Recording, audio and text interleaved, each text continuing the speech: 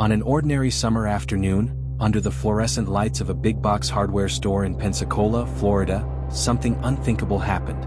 Shoppers ran. Employees dove for cover. And when the echoes stopped, 18-year-old mother Brooklyn Sims was on the floor, shot multiple times where she worked. The shooter wasn't a stranger. He was the father of her child. But this story isn't only about the man who pulled the trigger. It's also about the messages, and the role investigators say was played by his mother, Sheila Agee. To tell this right, we start with Brooklyn. She was 18, a young mom, a daughter, a friend, someone figuring out adulthood and showing up for her shifts while caring for a toddler. On August 11, 2023, she went to a Home Depot in Pensacola, working there through a third-party contractor. It was supposed to be routine. It wasn't. Within hours, multiple 911 calls would flood the Escambia County Sheriff's Office. And very quickly, deputies said the same thing. This was not a random attack. The man taken into custody that day was Keith Agee, Brooklyn's ex, and the father of her child. What prosecutors would later describe as a relationship turned volatile. They would bring forward text messages not just between Keith and Brooklyn, but also between Keith and his mother, Sheila. Those messages, recovered, organized, and presented in court, became the spine of this case. According to the state, they showed more than anger. They showed movement, timing, and logistics. The picture that emerged wasn't a single angry text. It was a pattern. The morning of August 11th started with phones lighting up. Investigators say the tone escalated, rage, threats, and then details. In the prosecution's telling, Sheila sent a map pinned to the Home Depot. She messaged Keith about when to confront Brooklyn and where. At one point, prosecutors said she told him not to shoot in her car and to wait until she dropped Brooklyn off. Inside the store, the timeline is tight. Aisles hum with forklifts and chatter. Then shots ring out. People scramble. Within minutes, Keith is detained. Witnesses are shaken. And the county's initial message to the public is clear. This was targeted.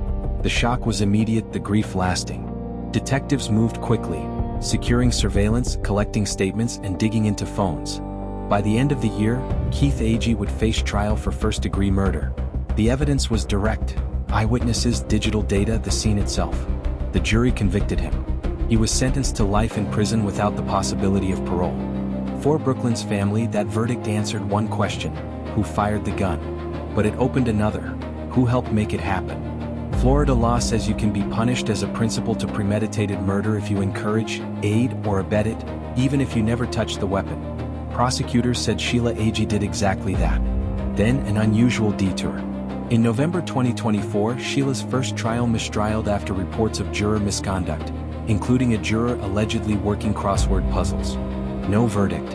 A reset. The state vowed to retry. In August 2025, the case was back before a new jury. This time, the focus was the messages. The state walked jurors through them. The map pinned to the store, the warning not to shoot inside her car, the direction to wait until Brooklyn was dropped off, and a crude taunt that prosecutors read as a green light, words to the effect of, "If you don't come kill her, you're a expletive." Prosecutors also pointed to what came after the shooting, a message urging to erase the texts. To them, it suggested consciousness of guilt, not cleanup of emotions but cleanup of evidence. The defense told jurors a different story. They said Sheila was a panicked mother using ugly language that she and her son tossed around routinely. They argued she never believed he'd actually do it, that the messages were attempts, clumsy, misguided, to control him, not to coach a killing. What swayed jurors wasn't a single message, it was the sequence. Add to that the cell site data tracking movement, surveillance video inside the store, witness accounts, and the medical examiner's testimony about multiple close-range wounds. Piece by piece, the state argued this wasn't random chaos, it was a plan. Deliberations lasted under 3 hours. The jury returned a verdict: guilty, principal to first-degree premeditated murder. The judge imposed life in prison without the possibility of parole. At sentencing, Brooklyn's mother spoke about the hole left behind, about a little girl growing up without her mom. When Sheila addressed the court, she apologized. She said she'd failed her granddaughter, failed Brooklyn, failed her son. Then the bailiff led her away. Some cases turn on mystery. This one turns on clarity, and on an uncomfortable question. What does it mean to help cause a murder if you didn't pull the trigger? For many, the role of a mother in the lead-up is what made this case unforgettable. The law doesn't care if you stand 5 feet from the gun or 5 miles away holding a phone. If you push it toward murder, you're in the frame.